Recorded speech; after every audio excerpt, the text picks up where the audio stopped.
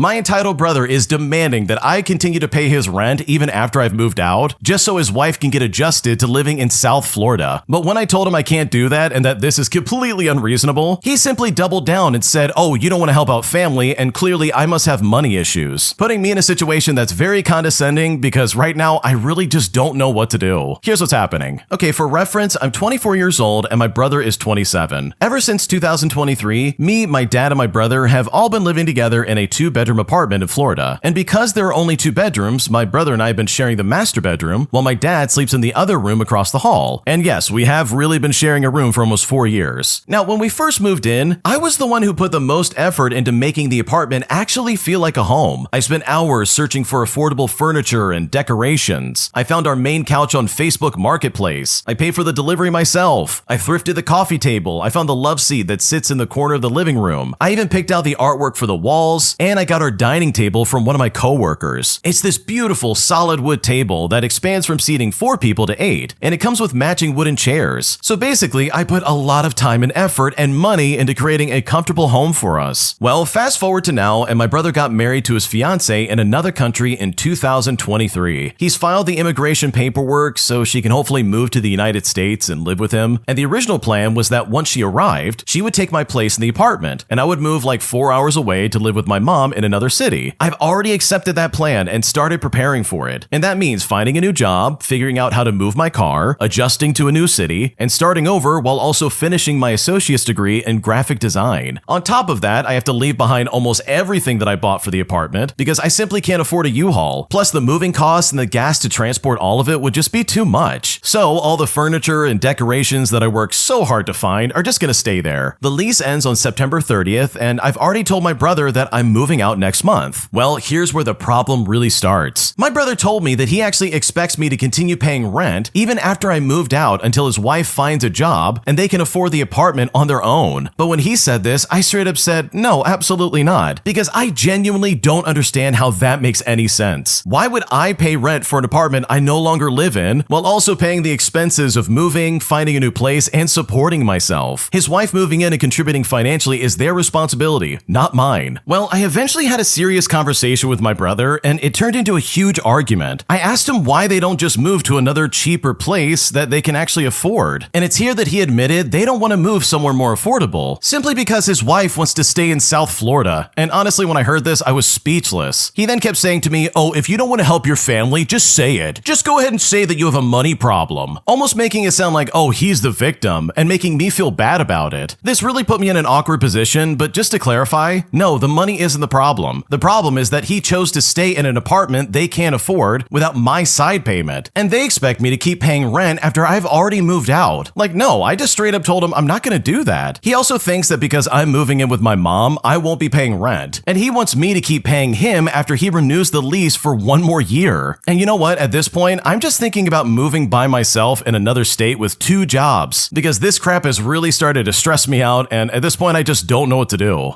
Okay, I think the original poster is 100% in the right. Your brother's a moron for expecting you to pay for him. Like, what is he doing? If he can't afford that place, well then congratulations, that's his problem, not yours. You're literally moving 4 hours away, dude. You don't live there anymore. Like, why would he even begin to be like, oh yeah, you need to still help pay for this? And if you're not gonna do it, then I'm just gonna say you have money issues. Like, what a loser. So yeah, the original poster's in the right. You should not have to pay for any of this. And the fact that he's trying to like make you do that is incredibly toxic and so uncalled for. Subscribe to Am I the Jerk, and you too can realize that, you know what? My life is not nearly as crazy as some of the stories that you're going to hear on this channel, which is a revelation that Amber absolutely brought to life. Big shout out to Amber for this comment. Holy crap. Dude, I relate to that on a spiritual level, dude. Some of these stories are really dark and like, oh my gosh, this is disturbing. And it kind of makes me count my blessings just a little bit more, where it's like, okay, well, it could be way worse if I wanted it to be. So thank you, Amber, for commenting, and thank you to all of you for commenting recently. Like, this has been a lot of fun to hear like your thoughts and kind of like get your perspective on things. So again, thank you so much for being a part of like the best community on the internet. Seriously, you guys are so well behaved in the comment section. Like, what happened? This is like not normal interactions. I don't know how else to put it. Like, it's really fantastic, and I'm just so grateful for all of you. Also, hey, if you got some stories you want to submit, if you got experiences that you're like, dude, this needs to be on the internet, I need to share this, then please go to AmITheJerk.com/submit. It's the best place to submit those kind of stories, because I would love to bring a voice to your experience. But without further ado, let's get back to the video and on to the next story.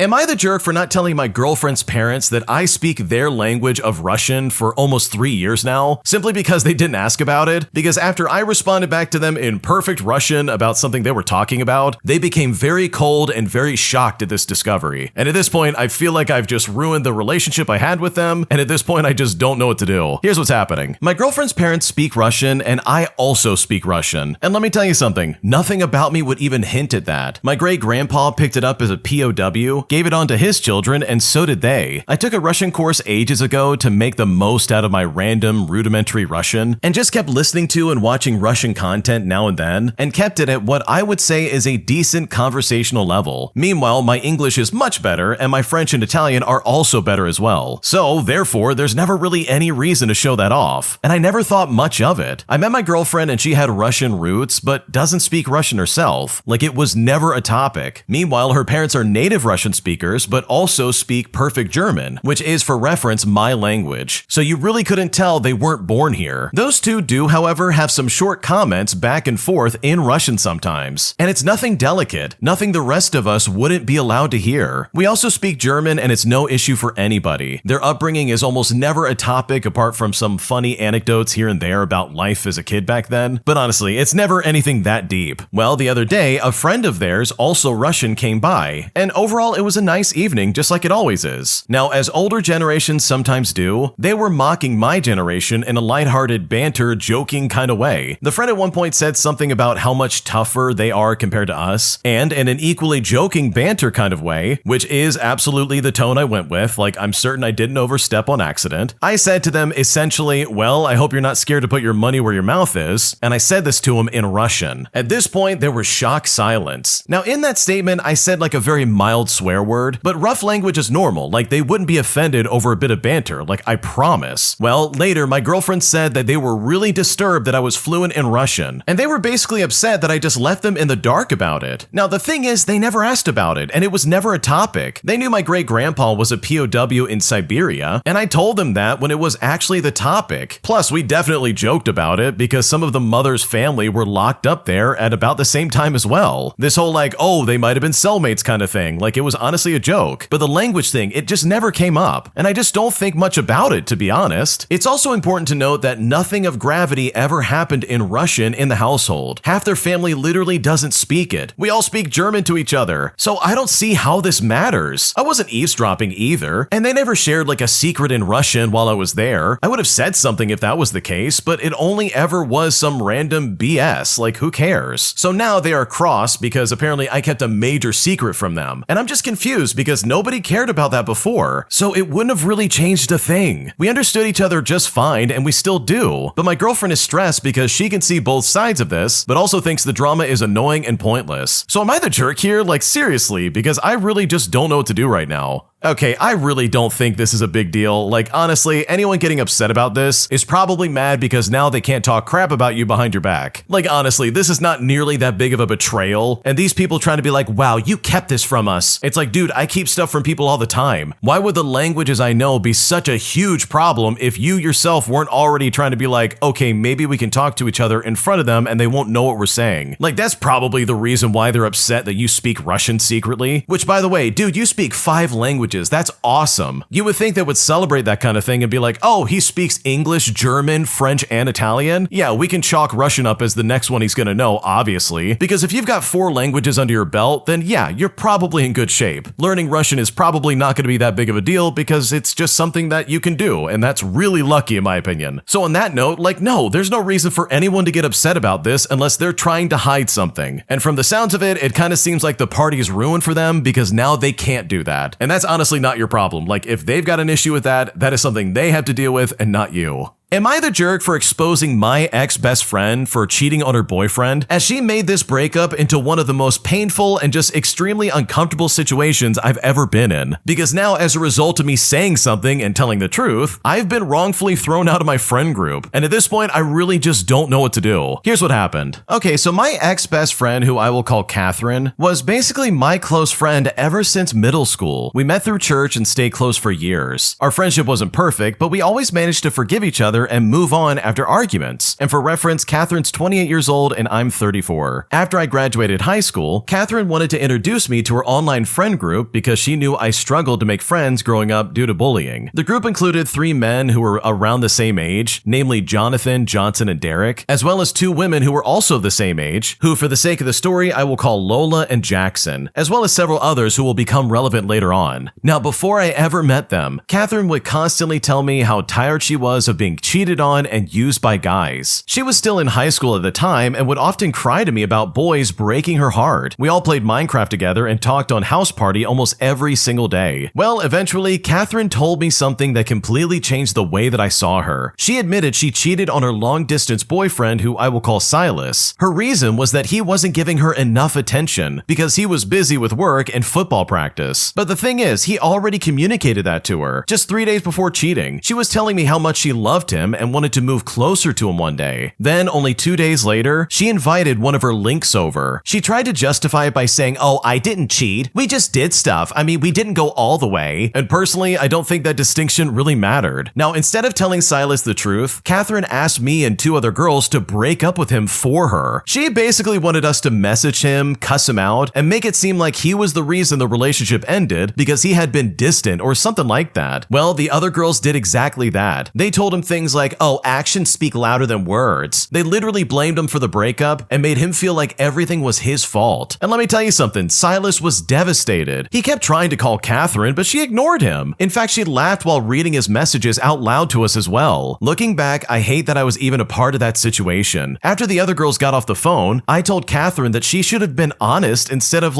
making us do her dirty work. But she just laughed and basically said, "No, I'm never telling him the truth." And that conversation always stayed with me. But fast forward, and eventually I officially became a part of her friend group. Now, by then, all of the guys already knew Catherine had a history of talking to multiple guys. She would use them for attention and then just break their hearts. But Catherine would always defend herself by saying, "I'm not asking them to buy me gifts. I mean, they chose to do that, not me." And she would say this whenever those guys would buy her stuff. The guys constantly talked badly about her behind her back, and they called her horrible names. Well, despite that, I always defended her because she was my best friend. Later on, Catherine started dating another guy who we will call CJ. Now, before they got together, I had actually been rooting for them, but then I found out from the other guys that CJ had previously talked badly about Catherine and the other girls before eventually dating her. Well, one day I was talking to another girl in the group who I will call Sharon, all about Catherine and CJ. And Sharon said during that conversation, "Oh, I hope she stays loyal." And I agreed, but then asked why she said that. She then mentioned that she had heard some things, and so I admitted that yeah, Catherine had cheated on Silas. And it was at this very moment that everything started to spiral completely out of control. Sharon immediately said, "You should tell him. Let's call him on House Party and tell him together." I told her that I didn't think that was my place because Catherine was my friend, but Sharon kept insisting, saying Catherine was already dating someone else, so why would she even care? And so she continued convincing me until finally I just gave in. I even asked Sharon beforehand, "Okay, if this blows up, you're not gonna throw me under the bus, right?" And Sharon looked at me and promised that no, she wouldn't. Well, after I messaged Silas and told him the truth, Sharon told me to make another group chat with all the guys. Then she said, "Okay, do you have something you want to tell the boys?" And that really should have been my first red flag,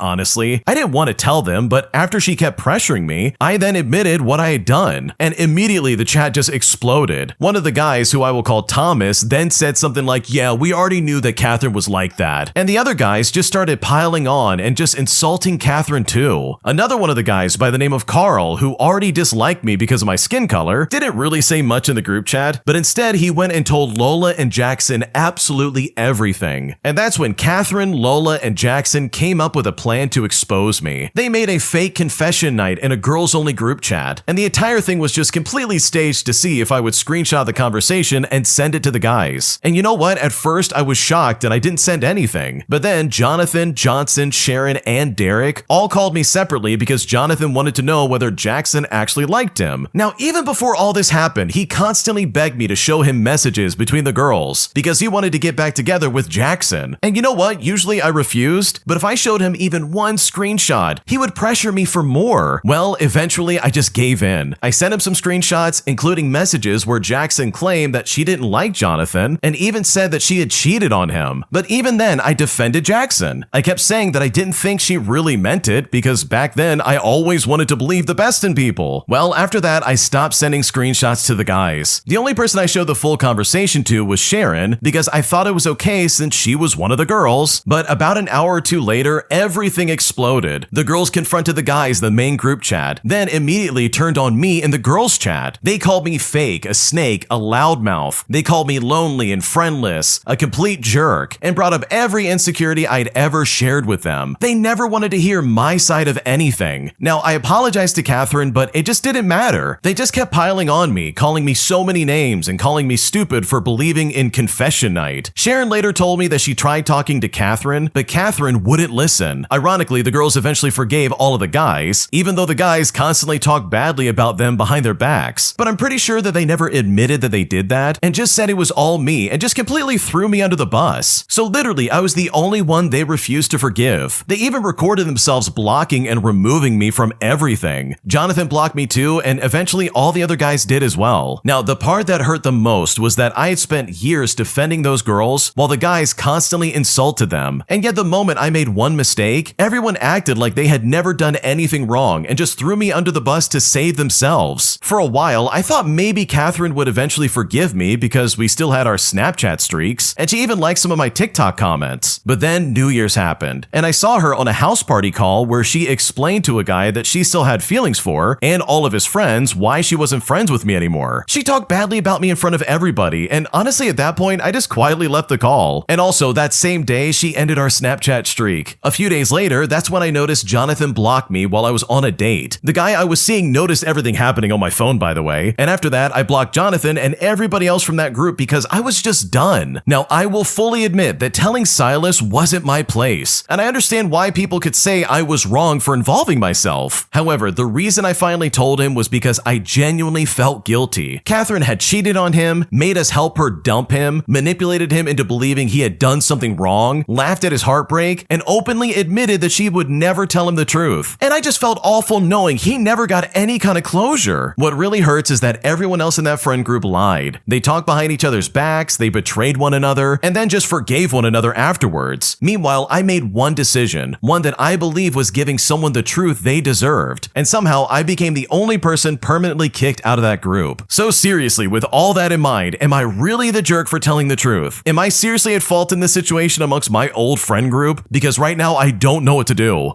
Oh my god, I don't know even where to start with this because I'm exhausted. These people suck. I can't even begin to describe how much I hate everybody in this story. Even the original poster, dude, I'm sorry to say this, but oh my gosh. First and foremost, I need to say that the only reason why I highlighted this story is because this kind of dynamic right here, this dynamic that you might find in like a friend group in real life or even like over Discord in a server, this kind of dynamic is the kind you want to avoid like the plague. Seriously, if you find yourself in a friend group like this, holy crap, run for the hills, dude. I don't know about you, but I don't need this kind of drama in my life. Like, there wasn't a second of this story where I wasn't thinking to myself, holy crap, these people are exhausting. I literally don't have the mental fortitude to withstand this kind of bullcrap. Like, I too also think I would block all of these grown adults acting like this. Because this is crazy. This is like some high school crap, dude. And yet, meanwhile, everybody in this is in like their late 20s, early 30s. Like, are you kidding me right now? So obviously, to get to the point, no, you're not the jerk for telling the truth. I think you're more of a fool for even sticking with these people and trying to like communicate and reason with them because everybody sucks. They're all losers. All they do is talk crap about each other. All they do is like put each other down and like, I don't know, try to make everybody else look bad. And it seems like they're all in on the same scheme where they talk crap about each other and then turn around and be like, oh, we're best friends. Like, no, dude, these people are not your friends. They literally don't care about you at like a core human level. They would happily throw you to the curb and be like, wow, you're the problem here. Instead of admitting fault and being like, yeah, we're friends and we need to work through this or something like that. Like, my God, this is one of the most toxic groups I've even attempted to read through. And trust me, dear listener, if you're wondering like, oh man, that was hard to listen to. This felt so complicated and so many people just involved in this crap. But I countered that by saying, oh yeah, try narrating that. Try to read that out loud and not feel like, oh my gosh, I'm going crazy. I got 5 paragraphs in and I was like, I'm exhausted, but I need to get this out. People need to know what a crazy friend group looks like so they don't emulate this, dude. So yeah, I jumped in front of the train giving a voice to this. I'm sorry, we're all suffering, but now we're better because of this. Like, let's just all agree on that. But to the original poster, I give you one little small branch of advice that you hopefully will hold on to for the rest of your life. You need to know up front front that these people are deadbeats, they're losers, and they are going absolutely nowhere in life. They're probably going to be a part of this friend group for the rest of their lives. They're going to stick with each other and be like, oh, we're best friends, even though the friendships in here are shallow at best. So in my honest opinion, you getting kicked out of this friend group is like the greatest blessing the universe could have possibly given you. Think about it. You're free of these losers. You don't have to deal with them ever again. The whole world has suddenly opened up for you in a way that is beautiful and majestic and absolutely beautiful. Like, holy crap, you get to wake up and think to yourself, I don't have to talk to Derek or Jonathan or Johnson or Lola or Jackson or Catherine or Carl or Thomas or Silas or Sharon or any of the other idiots involved in this group. Like, my God, these people are exhausting. You don't need them in your life. So if I were to boil all this down and get to like the main point here, holy crap, you are not the jerk. These people are some of the scummiest people on the planet, and you telling the truth and like exposing one of your friends does not mean that you should have been kicked out. But also, if it's worth anything, that is probably the best thing that's ever happened to you, because that was your ticket out of there, dude. You are out of the black hole and you escaped the event horizon. And in my opinion, I can't think of a better gift for yourself moving forward than moving on away from these idiots. But leave a comment down below. Are you with me still? Did you stick around for this part of the video? Leave a comment down below. Do you know of any group online that's like this? Are you yourself a part of like a Discord friend group that is just as dysfunctional as this crap? Seriously, leave a comment. I would love to hear what you have to say, because this is like some really juicy stuff. And if you've got an experience that's worse than this, then trust me, I would love to hear about it. My entitled friend demands that I have a mole on my face surgically removed if I want to be a bridesmaid in her wedding. And now I'm completely torn, and I seriously don't know what to do. So I'm posting this because I'm going back and forth on this issue, and I honestly overall feel very conflicted. My friend by the name of Zoe, that's not her real name, is getting married, and I'm set to be a bridesmaid in her wedding, which is early next year. I'm a 24-year-old female, and she's a 25-year-old female. I am excited for the wedding, and I'm doing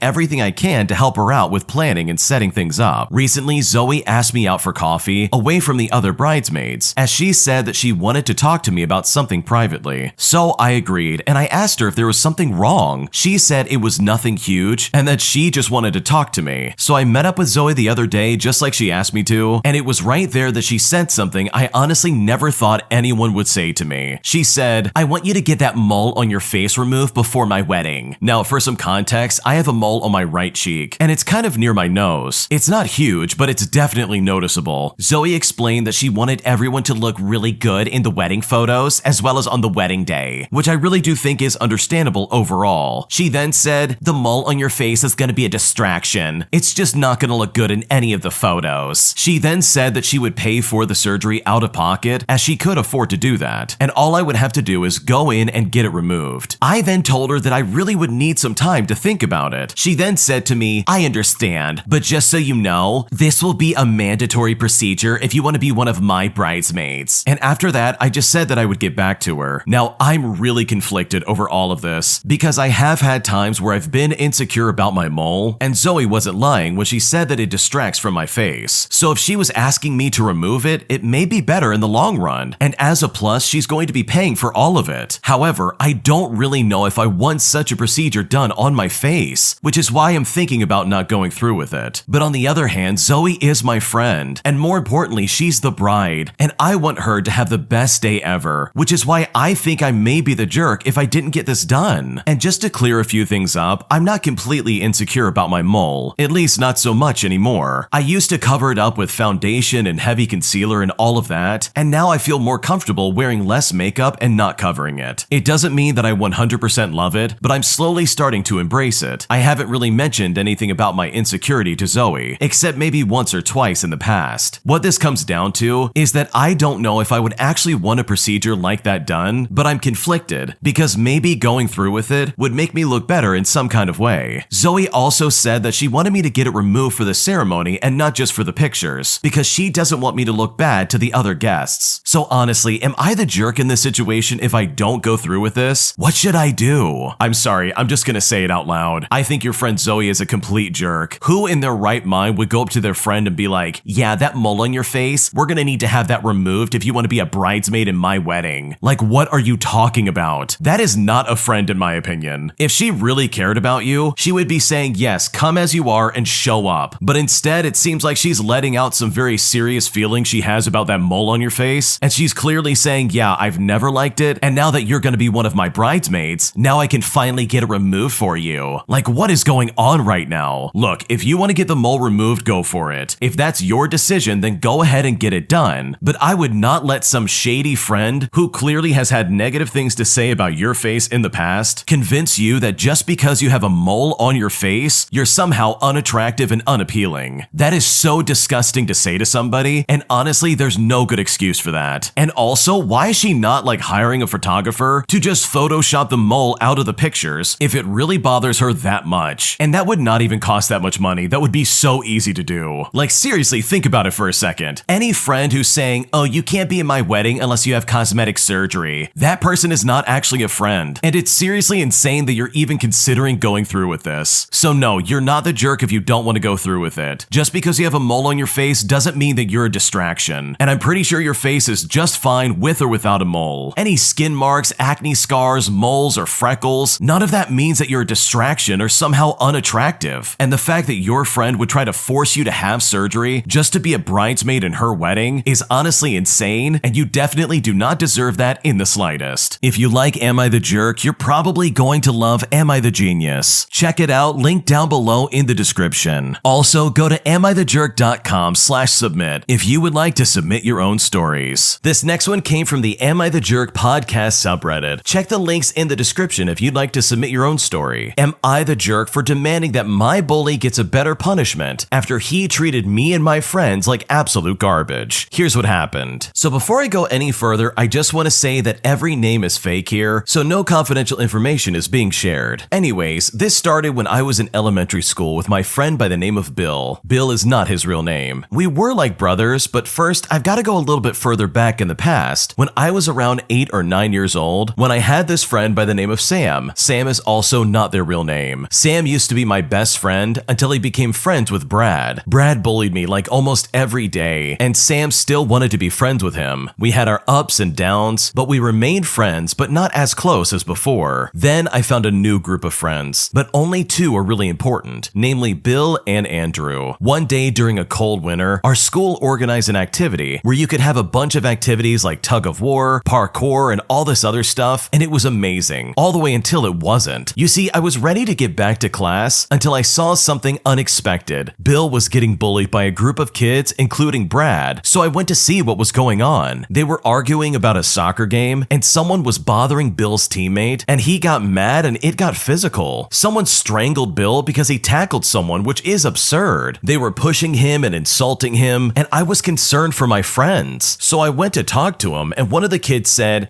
who are you? Mind your own business. I said to them, I'm his friend. What's going on here? Why are you surrounding him? And then I spotted Brad. But I didn't want to jump to conclusions, so I just kept asking them what was going on. That's when the same kid said, oh, he has friends? That's funny. So I was like, yeah, I'm right here, idiot. When they told me it's not my business, the bell eventually rang. So I thought it was the end of it until Brad started laughing with his friends, and then something just snapped. I turned around and I started pushing him while saying, you think that's funny? And I said this over and over again while pushing him. His friends were holding me back while I was trying to punch him, and I would have done it too if the teacher didn't intervene. They said that Brad and I have to go to the office to sort this out, but he said that he didn't have to go because it was okay, but I shut him down. When we arrived at the office, Brad, myself, and a few other witnesses were there too, and it was also Andrew, my best friend, the supervisor, all talking about what happened. But Brad wouldn't stop lying. And then Bill came in, and it was an immediate checkmate. It was 3 against 1. We've already won. So when we explained, it was done. Bill thanked me and was super grateful, and I was happy too that I stood up to him. Fast forward a few days, and we found out his punishment was no soccer for a few weeks, and we were furious. We went to the supervisor and told them that they need a better punishment because this guy straight up strangled him, and that he at least deserves to be suspended for at least a day. But he said no. So we told the director to give him a better punishment, and they said no as well. He couldn't do anything about it, so we just ignored them. After all all of this, I went to tell my dad, and my dad agreed with me, but not my mom. She said I put myself in danger, and I told her I was just protecting my friends, but she didn't care and told me I was careless and reckless. So I was sad and mad, and I told my dad about it, and he told me she was just being very protective of me. So I calmed down and I understood. So am I the jerk for demanding that my bully gets a better punishment? What should I do? I don't think you're a jerk at all. It sounds like you stood up for your friends when they couldn't stand up for themselves, and there's nothing wrong with that. And I don't think you were really in danger. I think the fact that you stepped in and told them, hey, cut it out, is the reason why this didn't escalate any further. So no, you're not the jerk in this situation. I completely understand where your mom is coming from, and obviously you need to be more careful and maybe stay away from that guy. But with all things considered, I think it was a really good thing to stand up for your friends and help them out when they were obviously in a time of need. My fiance cheated on me last year after we've been together for nearly 10 years. And now that we're about 2 months out from getting married, I'm so torn up on the inside, and I now seriously don't know what to do. Here's what happened. So as the title states, my long-term partner of nearly 10 years and current fiance admitted that while he was traveling in South America last year, he cheated on me. He told me unprompted as soon as we woke up yesterday morning, and I still have not processed how I feel. It was completely out of the blue and unexpected. As far as I know, he had never been unfaithful, and I have no idea how to react. We've been engaged for nearly 6 months, and we are supposed to get married in January. Now, before you ask why are we getting married in January, well, my mother has stage 4 cancer, and I want her to see me get married before she passes. He said he didn't feel guilty for cheating, as the quality time he spent with this other person, if you know what I mean, was really bad, and he didn't tell me as he was planning on breaking up with me, but then changed his mind when he got back home. I'm so twisted and confused on what to feel. He said he told me because it was something I thought I needed to know all before we got married. He told me I could have a free pass to get back at him, something that I would never want to do as I love him deeply and only want him. As for why he was in South America without me, he was laid off and went with his best friend who was supposed to be his best man at the wedding, and I couldn't take the time off from my job at the time, and I knew he had always wanted to go, so I thought that it was a good idea, but clearly I was naive. I've always assumed that these types of scenarios were made up or happened to other people, and I now just can't fathom how I find myself in this scenario. I don't want to break up with him if there is any hope. I love him deeply, and I would like to believe that people can overcome their mistakes, but I have zero idea of what to do. I'm looking for a relationship therapist, of course, but I don't have the words for even coexisting in the same flat at the moment. What should I do? Honestly, there are like so many red flags here. First and foremost, it's the fact that he cheated on you. He literally went to another country and cheated on you and then didn't tell you, all under the assumption that it wasn't what he wanted. And then he tries to offer you a free pass to do whatever you want with another guy. Like, I'm sorry, that's really weird in my opinion. And that's really sketchy as well. It just really seems like he wants to try and get even in the best way possible, but like, who would want to do that in the first place? I can't imagine having a free pass after my partner cheats on me. Like, that would be awful. And it's also especially devastating because I'm willing to bet that he knew that your mom has cancer. He knows the situation she's in, and you guys were planning on getting married in January so that she could actually be there and see you get married. And then he goes around and does this. Like, what in the world is going on? So honestly, I don't blame you for feeling hurt. This is such a massive betrayal of trust. And I know if I was in your shoes, I would feel the exact same way. An entitled Kevin decides to freak out at a brewery, demanding food that they don't have, despite the fact that he could easily get his food at their sister restaurant about 2 miles away. And I've never been more blown away by somebody's idiotic entitlement in my life. Here's what happened. So my girlfriend and I are at one of our favorite breweries, having a laid-back drink on a Sunday in their outside area while eating a pizza from their outside area pizza spot. This pizza spot is a special side spot with their own little oven for their larger restaurant about 2 miles away, which is their brick and mortar restaurant and just collaborates with the brewery itself. And it's right about here that the Kevin of this story comes into play. Kevin sternly walks out and asks the 2 staff workers, who are young and respectful but still don't take garbage from anyone, if his food is finally ready. We're only sitting a few feet away, so we have a front row view of everything that's going on. The staff says that they currently don't have any orders pending, and he smugly shows his phone with his Toast tab order. The worker tells Kevin that that's their main restaurant up the street and that he'll have to pick it up there. But Kevin is outraged and says that they should just make it because they are the same company. So the staff staff tells him that's not how it works. He then proceeds to ask to speak to the manager, and they said to call the restaurant where he placed his order because that's where their manager is at. Kevin tells the staff member to cancel the order, and the staff tells him they can't do anything about his order because it didn't go to them, and tells him that he has to call the restaurant. He then begs them to just make the order, but the staff member tells him that half of his order is salads, and with the other items they don't even have it to make that, as they only make pizzas at this location. This Kevin is still outraged. By this time he very well could have just gone to the restaurant and picked up the food, but instead he just stands there staring, seeing if that will make any kind of difference. But the staff straight up ignores him. He eventually yells out, "Screw this," and runs back to the inside of the brewery. Fast forward to 10 minutes later, and I see him getting into his car and screeches his tires in the direction of the restaurant. He comes back with an armful of food, and you can tell he's extra upset because he lost his Rockstar parking spot and had to park at least a few blocks away. And this truly was the perfect way to top off a Sunday. Wow, that guy was really weird. He really was like, please just make it here. It's like, dude, we only make pizza at this place. Like, what do you want? This guy had like salads and literally anything besides pizza. And he's like, come on, just do it. Make it for me. Like, no, that's not how it works, man. Just like get a life and go over to the other restaurant. I really can't stand people who act like this. It's obnoxious. It really does like dampen the mood because like here you are if you're the original poster and you're trying to enjoy some food on a Sunday. And then this weirdo comes around and he's like, please make my food. I know it's not pizza, but come on, just make it anyways. Like these people are not magical. They can't just pull food out of nowhere. So yeah, that Kevin was being really weird. And honestly, I just can't stand when people act that way. A passive-aggressive Karen at my church thinks the world revolves around her stupid son. And after my church group had to cancel an activity for 1 week, this lady loses her mind, letting all of us know how awful we truly are for canceling a volunteer activity. And I'm so sick of this lady, and I truly want to give her a piece of my mind. Here's what happened. So my awesome husband spends a few hours every other week leading a youth group for boys ages 8 to 12 years old with a couple of other male adults. He does an amazing job. He does these fun activities for them, spending hours Googling ideas and planning things out. He's also one of the leaders who stuck around long term and got to know each one of the boys. He even uses some of our own funds for these activities, which is totally fine. I love that he volunteers some of his time to the kids that need it. Now, the mother of one of these kids, we'll call her Miss Passive Aggressive because she is incredibly passive aggressive and incredibly rude in the group chat the leaders have with the parents, but she's also very active in our local church and she acts very holier than thou. And trust me when I say this, it is very obnoxious to deal with. Anyways, my husband texted the group chat a couple of weeks ago, letting the parents know the activity is canceled this week because we're going to be out of town, and the only other leader who does anything is also going to be out of town. The other two are so unreliable, and they said that they wouldn't even be showing up either. So the activity's canceled. Not a big deal, right? And it's the first time this year that this has happened, with the exception of maybe the holidays. Well, Miss Passive Aggressive absolutely flipped her lid, questioning why they were canceling and how it was so inconvenient for her and her precious little baby boy. She texted each leader individually with her complaints, which I thought was wildly inappropriate. My husband just told her to take it up with a youth organization who oversees everything. But me being the petty person that I am, I really want to give her a piece of my mind. My husband is donating lots of time and a bit of money, even to make sure that your son has fun, and you're whining due to calling off one activity? Like, lady, please. It's such a shame that she can't be grateful, even if just for a little bit. Yeah, that sounds really obnoxious. Like, think about it. You're volunteering your time for a local church. You're doing all these activities on your own dime. You're spending all this time and effort just to make these activities happen. And then this stupid Miss Passive Aggressive Karen comes around and says, what, you're canceling? How dare the volunteer army be unavailable for their volunteer work? My little kid's gonna be missing out. Like, what are you talking about? Is this really a make or break situation for you and your kid? I can't imagine taking 1 week off of some kind of activity is somehow gonna be like a make or break moment in anybody's life. Plans change all the time in life, and this is literally just one of those examples. So with all things considered, I really don't blame you for getting upset. The way that lady was acting was really obnoxious, and there was no reason for her to complain and give out all these complaints, all because they had to cancel for literally 1 week. I was nearly incorrectly billed for $50,000 just for getting a medical procedure done, but when I tried to call them up to get more explanation as to why this was billed incorrectly, they refused to talk to me without an attorney present. So I decided to maliciously comply, and I put them in their place in the best way possible. Here's what happened. So I was in a very very bad car accident in 2021. I ended up with a 5-day hospital stay and had to have months of physical therapy and follow-up care with a number of doctors. Most of the time, getting records, setting appointments, getting pre-authorizations, or anything related to my care was simple and didn't really involve much, and it could almost always be authorized by my name and my birth date. I called a provider who had billed my insurance incorrectly, so they wouldn't pay for it, and I was getting stuck with the bill. And the call went something like this. The company said, "Hello, please be advised this call may be recorded for training and quality purposes. How can I help you today?" I told them that I recently got care at your location, but there was some incorrect billing, and now I'm being billed and not the insurance company. The company then said, "Can I please have your name and date of birth," which I happily provided. Then they said to me that they are unable to speak with me about this matter. At this point, I was completely blown away. So I said to them, "Wait a second, why can't you talk to me? What's going on?" The company then said, "I am only authorized to talk to an attorney about this matter. So it's right about now that I decided to maliciously comply." I said to them, "What, are you kidding? Okay, in that case, I'm representing myself for all legal matters. Now please discuss this matter directly with me." The person on the other line went silent for about 4 seconds. They then said to me, "One moment, sir." I get put on hold for about 3 minutes, and when they come back, we get straight to discussing my issue, and we end up getting it resolved fairly quickly. Now, I don't think that they had run into that before, so they had to figure out if that loophole counted, and it does and always should. I mean, the fact that they tried to lie to me and say that I had to have an attorney just to talk to him was honestly so disturbing. Yeah, that's honestly insane to me. You know it's a big mess up when they skip the patient and they're like, "Yeah, I'm gonna have to talk to one of your attorneys." It's like, what are you talking about? The original poster actually ended up giving some more information. They said it was a bill that was charging them over $50,000, but thankfully the insurance ended up paying somewhere around $500. And I mean, that is a massive mess up. That is such a big mistake that it's honestly just unacceptable. So good for you for standing up for yourself. These people were completely incompetent, and the fact that they tried to skate around this and try and act like, "Oh, I can't talk to you without a lawyer," that in my opinion shows they are really sketchy, and you probably don't want to do business with them anytime soon. My entitled mother tries to force an intervention between me and my sister, whom I have gone no contact with, and I've never been more flabbergasted and freaked out in my life by my mother's behavior towards me. And at this point, I'm wondering if I'm the jerk for choosing to go no contact with basically my entire family. Here's what happened. Okay, so this happened on Friday, and I'm so beyond upset right now, and I've gone completely no contact for the immediate future with my mom. Also, before we get started, all names are fake in this story. My sister Jane and I have no relationship. She's my sister by blood only. I'll try to be as unbiased as possible here, but she did some pretty awful things when our father passed away. Things like withholding information about his estate, attempting to sell his home and split the profits with his fiancée against my knowledge, not actually being there physically when he passed away in hospice care, etc. Afterwards, she would continuously gaslight me to the point where I went no contact with her back in 2018, and my life has been so much better without her in it. My mom, by the name of Brenda, is not a fan of this. She was divorced from my father, and even though I loved him so much, I have to admit that he wasn't the greatest parent in some aspects. My sister and I not having a great relationship is mostly in part his fault. Brenda doesn't like that her two only children have a non-existent relationship and is constantly trying to fix it. After being in therapy, I've started learning how to put up and enforce boundaries. I don't like it when my mom attempts to fix our relationship, and I gently call her out on it each time. For example, a few weeks ago, she mentioned how she wasn't going to name me or Jane as the executor until we get our stuff figured out. So I calmly told her that I didn't think that was appropriate to say or do, and that I didn't like how she isn't taking into account my feelings and why I chose to go no contact with Jane. My wife and I flew in to go visit Brenda this past Friday. We recently had a son a year ago, so we wanted to visit his grandma. We walked in and we were met with half the family standing there, including Jane, who was sitting down, claiming that they were doing an intervention. And I've honestly never been more blown away by my family's entitlement in my life. Now, when they said they wanted to do an intervention, it was going to be all about my relationship with Jane. And honestly, I was speechless. I looked at my wife, who was just as flabbergasted as I was. I said, "I'm not doing an intervention, and this is enormously inappropriate." My mom then went into this tirade of how I'm a grown adult, and this behavior is childish. I need to make up with my sister so we can put all this behind us. Well, as you can probably guess, we immediately left. My mom followed us out while asking why I couldn't do the adult thing and just talk to my sister. And at this point, my baby was crying. So we got into the car and booked a hotel. I booked a new flight for tomorrow, and I'm trying my best not to look upset for the baby. My wife says that she had nothing to do with this and would never sanction it even if she did know about it. My wife's phone and mine have been blowing up nonstop, with family accusing me of being a drama queen and hurting my mom's feelings. The only family member I didn't go no contact with is my stepdad, who sent me a simple apology text. With all these text messages, I'm starting to doubt myself. My next therapy session isn't until next Friday, and I'm honestly not sure how I feel. So am I the jerk for going no contact with my mom and extended family after they tried to force an intervention with my sister Jane? Wow, this is honestly so inappropriate. Like, this seriously is bananas. I can't imagine what Brenda was thinking when she secretly planned all of this out and said, yes, this is the right time to make this happen. Like, what is wrong with this lady? This lady essentially put this baby in the middle of an extremely emotional and potentially volatile situation. Not to mention the fact that the original poster has made their wishes very well known. They said blatantly, I don't want to talk to Jane. I don't want to deal with this. Leave me alone. And if they had any sense about them, they would have listened. But doing this and going behind your back, gathering the whole family together as if this is somehow gonna fix anything, that in my opinion is just awful. And for the record, in my opinion at least, I don't think there's anything wrong with choosing not to talk to somebody who you know for a fact is going to treat you like garbage. That's not you being rude or mean or somehow like ignorant towards them. That's just you trying to protect your own well-being, because that individual, whoever that is, has proven that they do not care about you in the slightest. And based on what the original poster is saying, it really seems like Jane fits the bill. So no, you are definitely not the jerk here. Your family is absolutely insane for trying to do this to you, and they had no right to try and force you and your family in this awful situation. If you like Am I the Jerk, you're probably going to love Am I the Genius. Check it out, link down below in the description. Also, go to AmITheJerk.com/submit if you would like to submit your own stories. My entitled mother has been intrusive and invasive about every aspect of my life, constantly causing problems and proving once and for all that she cannot be trusted. So after years of dealing with her constantly, I've decided to finally put my foot down, and I have gone completely no contact. And I've honestly never felt better about cutting her out of my life. Here's what happened. I'm gonna start off by saying that my mom is a piece of work. Like, seriously, a massive piece of work. Where do I even begin? Well, let's start with being a teen. My mom is an alcoholic who treats her bipolar with whiskey. So generally speaking, she's doing pretty bad. When she was asked to take her meds but not the whiskey, someone was going to get slapped and then made to feel bad. But my mother, every time she would scream she was leaving my dad, she would take my sister and then proceed to tell me is that the reason she's not taking me is because I have a job. Okay, cool, thanks for that. My sister has no fault in this. She would get woken up at 2 in the morning and they would just leave. She was under 16 at the time. Would my dad call the police? Yeah, of course. But would they do anything? Of course not. Even though I think that what she's doing is pretty illegal. Then she would yell at me because I had a job and didn't go with her to be the sober driver. As a side note, I didn't have a driver's license because she had grounded me from driving at 14 years old because she was afraid that I would run away. When I turned 18 and was asked what I wanted for my birthday, I said divorce, and that was the only time she ever gave me anything I wanted. Fast forward to my parents finally being divorced, and several years down the road, I'm getting married to my high school sweetheart. She lost her ever-living mind that her and my stepdad would not be at the wedding if my dad showed up. Me, trying so hard to have a relationship with her, finally agreed. And that was my mistake, a big mistake. So now I haven't had my dad walk me down the aisle. I don't have a daddy-daughter dance to the song Butterfly Kisses, nothing. And this was all an attempt just to keep her happy. Fast forward a year and a half, and I now have my eldest daughter. Again, she threw a fit and wouldn't come to the hospital if my dad was the first one to see my daughter. So I had to appease the beast. She ended up in the room with me, telling me to quit yelling and to just carry on because it didn't hurt that bad. Which, guess what? That was news to me. But after this, we did cut off contact. But she ended up on her knees in front of our door, begging to be forgiven for whatever wrong she had done. I did end up caving, and she came in and got her claws back into my happy little family. Now, I'm gonna skip the nitty-gritty details, but I ended up losing my eldest daughter to CPS. Now, this is nothing that I actually did. I had left my ex-husband and was now living at my dad's. There were no substance issues or anything like that. She just had a severe seizure that the state deemed as me mistreating her. And because I live with my dad, one thing led to another, and surprise, surprise, I have have no kid anymore. She proceeded to tell me that it was my fault that she was taken away, that she was now mourning the loss of her granddaughter and all this other stuff. The adoptive parents let her see her whenever she wanted, and they too ultimately cut contact. 2 years later, and with my second husband, I have my second pregnancy. She actually said to me, "I can't believe you didn't take my feelings into consideration and dared to get pregnant again. I won't claim that child. They have no relation to me. I am still mourning. How could you be so evil?" So right at that moment, I decided to cut contact again. I get knocked around again and I toss my now ex-husband out. Somehow she found out and swooped in to try and put everything back together. "Oh, I love the baby. She's so cute," and all this other garbage. And I'm thinking to myself, oh, she seems sober. Here we go again. Something normal, hopefully. But nope, didn't cut contact this time. We just ended up going low contact. We eventually started working on our relationship, and I finally thought to myself, hey, I have a mom, sweet. But I think we all know where this is eventually going to go. Husband number 3 comes around, and this is a healthy relationship. My mom is fawning over my husband, along the lines of stating that she has a son now and all this other stuff. We flew her out for Christmas one year because we were on opposite sides of the country, and guess what? She was drunk the entire time, while also accusing me of taking advantage of her and the whole nine. She went to spank my daughter because she refuses to eat what was put in front of her, so I told her to get out, and once again we went back to low contact. Then I find out what happened at my sister's husband's funeral, and boy did I go ballistic. I flat out told her, get sober or don't talk to us ever again. And this time it was full no contact. Fast forward a year and she gets a hold of my phone number and calls me up to tell me that my great aunt had passed away. She also informs me that she is now sober, so we can try and start working on a relationship again. It has been bumpy, but we have done our best to make sure that my daughter had a grandma. We agreed not to talk about my dad because she is convinced that my dad was physically awful towards her and everything else. He wasn't. I mean, the man cried the one time he was forced to spank me, just so we're on the same page and we're clear. If anything, it's vice versa. She still managed to talk about my dad every single phone call, and I'm talking every single one. Then this year, she had started heavy drinking again. Just imagine it, 24 packs a day and a gallon of Jack every 2 days. In July, she called me, screaming at me that I haven't flown her out again, screaming that I hadn't even been to see her, yelling that she would buy me and only me a plane ticket to come and see her. But why just me? She said to me, your child isn't my grandchild. I have only one. She meant my eldest daughter. Yeah, okay, buddy. I yelled back into the phone, hey, don't call me anymore. Forget that we even exist. You know, just angry adult children things. She then proceeds to get petty in the weirdest way. She started signing me up for random things, like really random things. Omaha Steaks being one of them. I now have her blocked on everything, and I'm so completely done with her. I can honestly laugh about my childhood now, but my God, therapy has made me realize it wasn't me. It was her. It was always her. Long story short, my mom was the worst entitled parent I've ever had the displeasure of knowing. I do feel a sense of calm now with her out of the whole family. In fact, my sister had cut her off, and she was low contact for a hot second until this last blowout. But regardless, I'm glad she is finally out of my life. Yeah, your mom really does not sound very healthy. Like she clearly has a problem, and she honestly really needs some help. And it's not like you didn't try everything you could to try and make this work. You really went to some extreme lengths just to try and make her feel welcome, to make it so your kid has a grandma in her life, and all this other stuff. You really went out of your way to try and make it work, but your mother literally made it impossible. And that, in my opinion, is so sad. I mean, think about all the missed opportunities and all the things that went wrong as a result of her acting this way. So much sadness could have been avoided, but honestly, that is not your fault. So good for you for taking the steps to try and find some kind of peace in your life. Your mom sounds like a piece of work, and hopefully, with all things considered, she never steps foot back into your life or your family's life ever again. An entitled client decides they want a copywritten character in the menu I'm designing for them, and after going back and forth over and over with them, while also dealing with their awful attitude and their constant desire to micromanage everything that I do, I decided to maliciously comply and put the copywritten character on their menu. And as a result, these two people ended up getting sued by the people who own the character that they put in their menu. Things got so bad that they even came to me, threatening to sue me if I didn't help with their court case. But thankfully, I had a lawyer on my side who knew exactly what to do. Here's what happened. Last year, while I was working with digital design for a friend, he asked me to design something for a lady friend of his who owns a bar and was thinking of beginning fresh. She wanted wanted a simple design for her menu. It was going to be only one page only, since there isn't many appetizers anyways, and didn't have much money thanks to the pandemic, so I was willing to work pro bono. We'll call her Nicole, that's not her real name. Nicole was messaging me every sort of art she found on Pinterest, saying how cute some were, and if I could do it like some of the ones she's been showing me. Now, if you've ever worked with designers, you know they strongly dislike when you dictate their work. You are welcome to choose patterns and positioning and whatnot, but bear in mind that it's best if they don't copy someone else's artwork. Anyways, I made 3 versions exactly like she asked. It took me around 5 days to design it because she didn't like the picture that she took, or something like that. But you know what? It happens. I was okay with it. Design number 1 was too colorful. She didn't like too many colors, even though I only used 3 main colors. Design number 2 she also didn't like, but design number 3 she said, "Oh, I love it." And I was thinking, thank God, I want to be over this. She said to me, "But could you remove this table at the bottom? Also, the character you put there doesn't represent my bar that much." Now, while my degree was something out of a YouTube tutorial, I could call myself a designer, since most of my clients loved my work, and some professionals were over the moon when I showed any of my projects. I never studied for real because it wasn't my career, but I digress. Nicole's sister by the name of Natalie, also not her real name, she on the other hand read a book and was ready for the workplace. No, really, she read like 1 book about design and color theory and that was it. Well, Natalie went to Nicole and demanded to know why she wouldn't come to her in the first place. Long story short, I was in a group chat with Nicole and Natalie, being bombarded with JPEGs and many cute characters holding plates. And then on the 3rd day, it finally came around. The atrocious menu, as I like to call it. It was my 3rd design without the table at the bottom, with a children's font, similar to Comic Sans but incredibly illegal, and a brunette cartoon character holding a plate. And when I saw it, I could have sworn I've seen that girl somewhere. Nicole absolutely loved it. The only problem, apart from the rest, was that where the table was